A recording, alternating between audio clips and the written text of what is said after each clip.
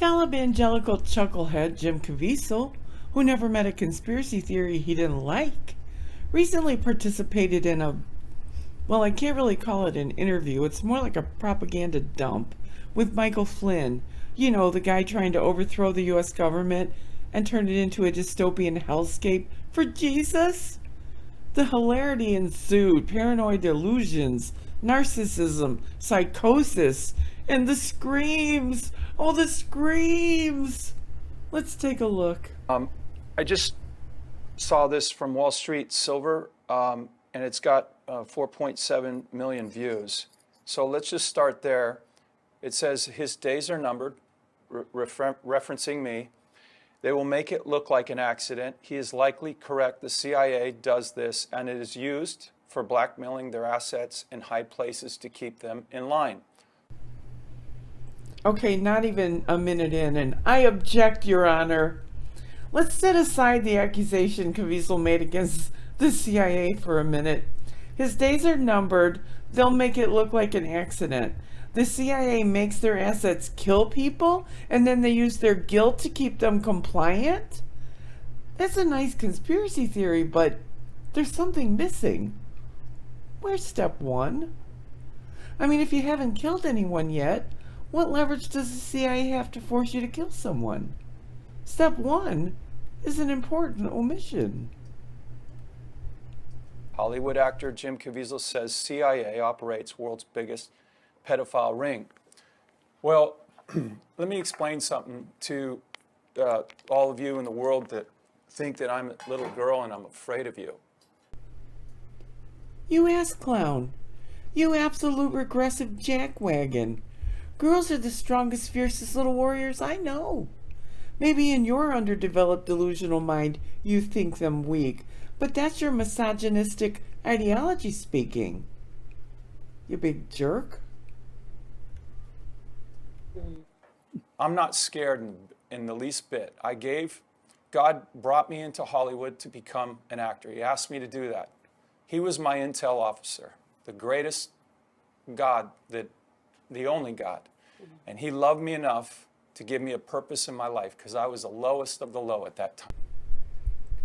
That's right, you heard it there from the ass's mouth. God told him to be an actor.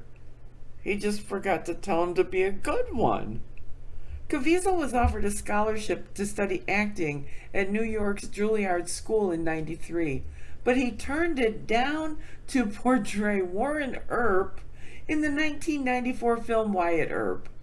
And he was originally cast to play Scott Sumner's, who was Cyclops, in the X-Men, but he dropped out because of a scheduling conflict with the film Frequency. Do you remember that one? Yeah, I don't either. God can do better than this. He has not been a good agent for Jim. And all the movie roles old Jim has had over his long career, what's the role he's best known for? Being an unhinged, cold-hard zealot right out of biblical times. Zealots were violent extremists, militant outlaws, and political revolutionaries with an insatiable passion for their own brand of liberty, which they alone were entitled to.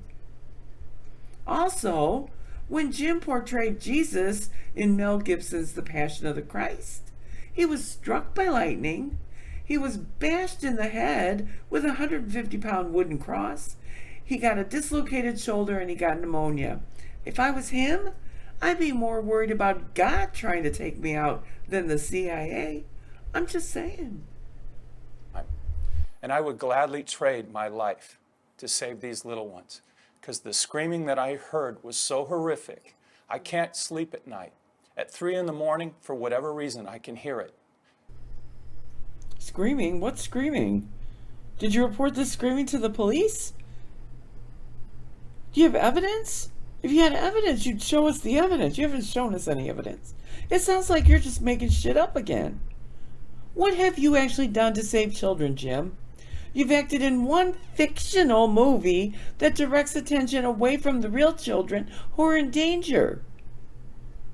You've done a conspiracy-laced press junket. That doesn't exactly make you, a great American hero there, my dude.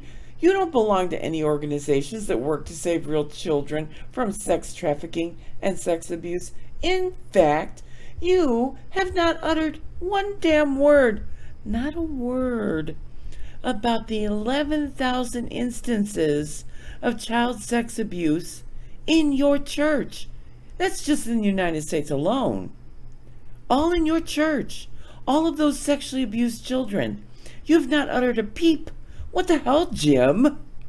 And look at you pretending like you're some great champion of children, verbally masturbating all over yourself there for publicity.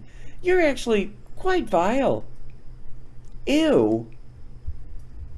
So, like David, I love my God. I love him so much, I'll give my life for him. Do you understand that? My life is okay, especially if it saves these little ones. So I want you to understand that when you try to do what you did to me on the Passion of the Christ, change the world narrative, you never scared me, and you don't scare me now. Now we're finally getting somewhere. Caviezel begins to show us who he really is. Of all the morally lacking biblical characters he could seek to emulate, Caviezel chooses David, the murderer, rapist, and adulterer who abused his power. Religious fanatics like Jim, who are devoid of morals, look for biblical justifications that support this lack of a personal moral compass. They're patriarchal, misogynistic, and unfeeling, and don't go to any length to protect the system that keeps them in power, even if everyone else under it suffers. Their choices are telling you a story, that they're perfectly okay with the abuse of women, the misuse of power, the abuse of children. They're okay with religious doctrine that subjugates and oppresses people they consider weaker than them, because it provides comfort for them. And that's why Jim Caviezel has never said anything in the defense of the 11,000 children in the United States alone who have been abused by Catholic priests. He doesn't care about children. He cares about keeping the system intact, no matter how harmful it is. And who's he talking to here? When you try to do to me what you did on the Passion, like what, Jim? You think that role was so groundbreaking and earth-shattering that it changed the world? I don't think so, Skippy. And again, you've never lifted a hand to save any children. Not one. You go around spreading a false narrative that makes it more difficult for the people who are giving all of their time and energy to save children to do so. You make it easier for traffickers and people who sexually abuse children because you've shifted attention away from them into some jungle in Colombia. Also, it's pretty interesting that the people involved in this movie seem to have a lot of connections to grooming children and sexually abusing them. It's all coming out now, Jimbo. The truth will out, even if it has to rise through the quagmire of misinformation you've tried to create to keep it hidden, because it benefits your beloved status quo. The truth will out. And it's also, I just want to say, I love General Flynn and how he gave his life. And guys like that inspire me. Warriors that I work with, SEAL teams that I work with.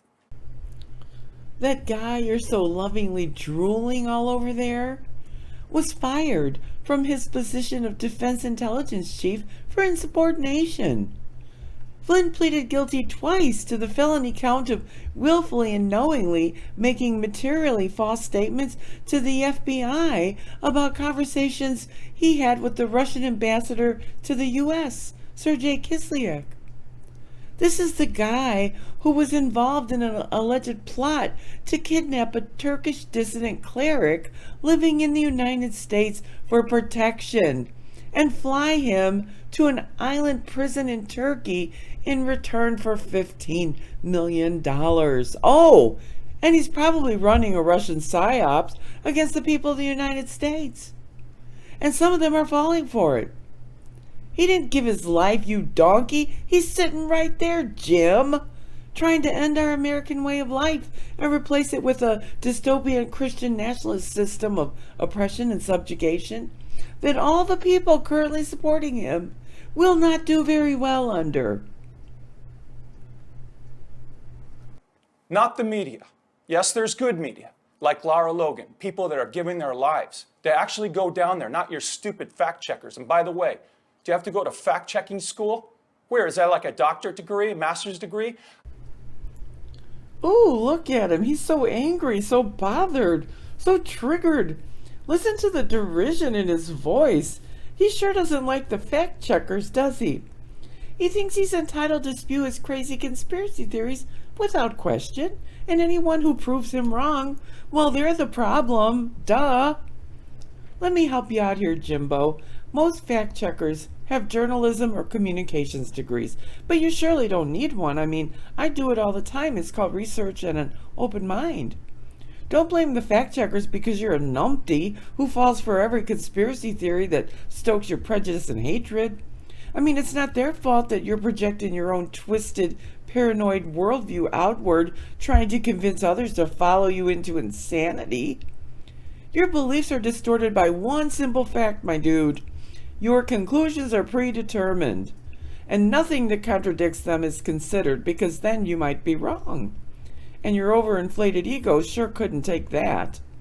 But here's the thing you could do. Proof. Offer proof, verifiable proof for anything.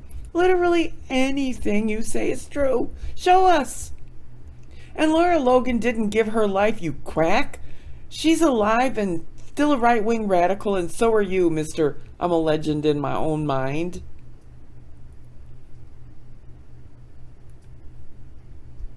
I'm asking Christians, public forget about Christians, wake up. Stop fearing the devil more than you fear God. Stop being afraid. Unlike you, I know I'm going to die someday. I'm not going to die by my own hand. I'm not going to commit suicide. It may happen from an accident, and this has happened before, after the Passion of the Christ. That's right, 2009. Look up that date on Our Lady of Feast of Mount Carmel, what you tried to do. I'm not afraid of you. I got the Blessed Mother. She's with me. Our Lady of Guadalupe, she's with me. But our Lord Jesus Christ, who I love with all my heart, I do not fear you at all. You should fear God.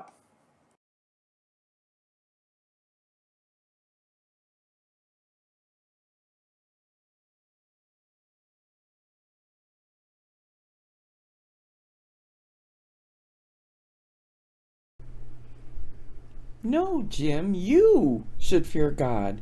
He keeps trying to take you out. I mean, you can blame some shadowy group of people trying to get you because you're, what, too phenomenal of an actor? I guess that's easier than realizing that some divine intervention might be trying to pull you out of the rabbit hole that's destroying you. But you're losing your mind willingly. And that would be fine if you weren't encouraging other sane people to ride the train to Crazy Town with you. You're a Christian nationalist, and Christian nationalism is the biggest threat to the life and teachings of Jesus that has ever existed. Trump is your idol. You worship him. You don't emulate Jesus or spread his message of love, charity, and peace. You, my dude, are a disgrace.